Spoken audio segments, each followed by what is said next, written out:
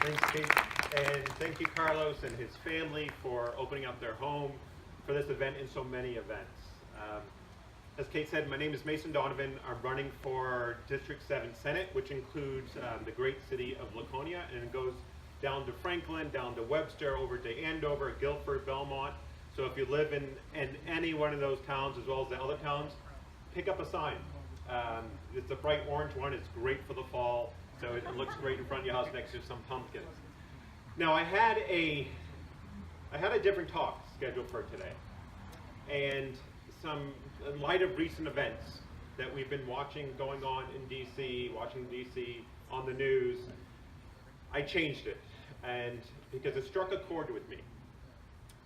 As you know, I grew up in a large family, and I was one of eight children, and it was so often that I was told, one of the youngest, I was told to wait my turn. I was told that I was too young to be involved in my 5 older brothers. You know, a lot of us have been there, told to wait our turn.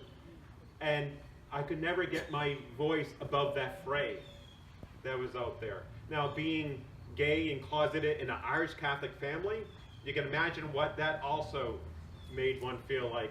And you have this feeling of being, that you need to sit in the shadows. The funny thing is when so often you're told to wait your turn, you're told that your voice will be next in line. So often we will take that and suppress our own voice, and we will decide to sit out in those shadows. I remember the day I decided that was not going to be for me. My family, we lived paycheck to paycheck. My mother would always say we're robbing Peter to pay Paul. And, when after 23 years of marriage, they got divorced. And it was just too much of a strain on our finances. We fell behind on the mortgage, and I found myself standing on a lawn just like this, in front of my house with an auction sign above, as they auctioned off my home. I was 13 years old. My mother crying and trying to pull me back in as the auctioneer was yelling off numbers and a small group of bidders bidding on my home, because she didn't want me to be part of that. She wanted me to go back in the kitchen and sit it out. And I remember very clearly me telling her that, no, I want them to see the face of who they are taking this home away from. Now, I rose up that day. It was the first time I brought my voice above the fray. And I can tell you it felt good. I was in a losing position. I knew right then I would not influence the outcome of that, but it felt good and it felt strong. And I decided from that moment on, I was not going to sit in the shadows. I was going to rise up, and I brought that on with me when I went to college as a freshman on orientation day. I remember I saw a position, I wanted to get involved, and they said, no, that's for seniors. You should wait your turn. After a few people told me that, I went right over to the table, signed up, ran for that position, and I won. The first non-senior ever to win that position, and many more positions after that. During college breaks, we didn't have enough money to pay my parents to get put towards college. So I would work 2 shifts. I had worked the graveyard shift as a security guard. I would go home, have 15 minutes to change my clothes, and then go to the next shift and doing temp work. I can tell you as a young man, I was tired. This was my break, and I was working 16 hours a day.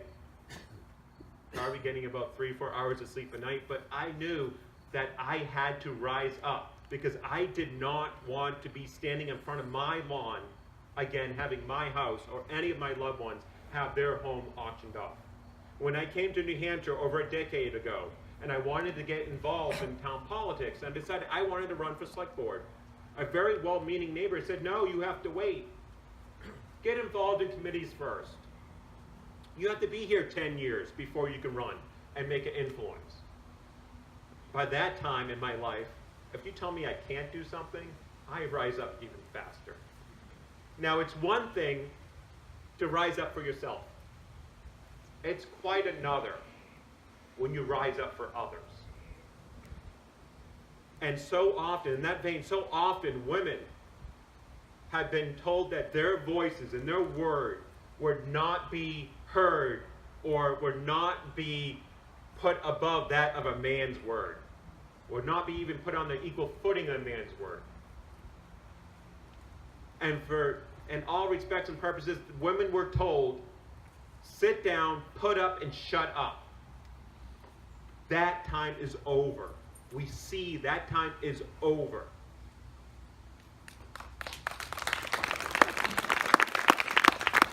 We're seeing that going on in the court today. You know what? And they are successful. Women are successful having the voice heard, not just because they are standing up, but because we are rising up with them. And we are standing shoulder to shoulder with them. Now, the Parkland tragedy that went on, that horrible shooting, and then afterwards the teenagers that decided they wanted to change gun safety laws. So many people told me, you're just kids. You can't make a difference. You know how many years that we have been trying to change gun safety laws here in Florida? We couldn't. You're not going to do anything. You know, wait until you vote. Wait until you have enough money to give to a politician to influence them. But they rose up.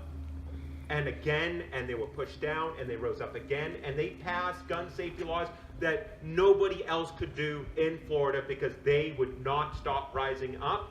And they invigorated an entire generation of voters and activists that are standing up today. You know, when they told us that we could not marry the person we love, first it was because that person had a different skin color. Then it was because that person was of the same sex. And they said, you can't marry that person. We rose up. And we got knocked down, and we rose up again, and we got knocked down, and we supported politicians that might have didn't get elected, but we didn't stop there. We kept rising up until we got those politicians in place who appointed judges in place that changed our laws. And today, because we rose up as a group, as a united group, whether that affected us or our neighbors, because that's New Hampshire way. We don't just rise up for ourselves. We rise up for our neighbors.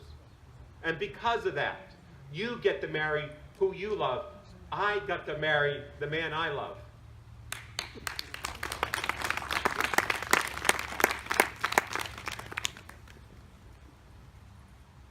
You know, there's so much that is going on out there, and so many of our rights that are at stake. Now, I have a few questions for you, and I hope that your collective answer is rise up. Everybody ready? Ready. All right. So the first question is, when they tell our working brothers and sisters that they are not worth more than $7.25 an hour, matter of fact, the same price that they pay down in Alabama, when they tell our working brothers and sisters that they're only worth $7.25 an hour, what do? Rise up! When they try to take away our environmental protections, our clean air and our clean water, not just for us, for our children and our children's children, what do? Rise up! When they tell us that health care is a privilege, not a right, and so they will vote against Medicaid expansion, which is for our lower income neighbors, and they try to defund Planned Parenthood and for women's health care centers, when they tell us it is a privilege, not a right, what do? Rise up! When they, in the same vein, when they try to say the government can control a woman's health care choice, and let me be clear, there's not a single health care choice that a man makes that the government can try to control. Not a single one. But when it comes to women, it's different, isn't it? That's changing. So when they tell us that a woman does not have the right for her own health care decisions, what do? Rise up! When they tell you you are too old, too young, too uneducated, too poor, too inexperienced, too new, too feminine, too different to run for an office, to have your voice heard, what do? Rise up. Right. Now, Michelle Obama said something in a recent talk that I really connected with. Democracy will go on with or without you. It is not good enough just to have the funniest meme on social media, or to click, how many times you click like on our political candidates or what they believe in. That's helpful to get a message out, but in the end, that does not create change. What creates change is on November 6th, when we go out to vote, and we vote for those candidates that represent our rights, our ideals, and our neighbors. And we bring people with us to do the same, and we knock on doors to do the same. So on November 6th, when it's time to make a decision that will affect, let's be clear, it will affect our country for the next 10 years. It will affect the redistricting, it will affect who we appoint as judges, it will affect who we are as a state and as a nation. On that day, November 6th, what will we do? Rise up. I don't think they can hear you in Wares Beach. What can you do? Rise up. Now, we've got to make sure they hear us down in Concord. What will we do? Rise up. That's right, we will rise up, we will make our voices heard, and we will make a difference. On November 6th, let's go out, let's win, let's enjoy this along the way. Thank you very much.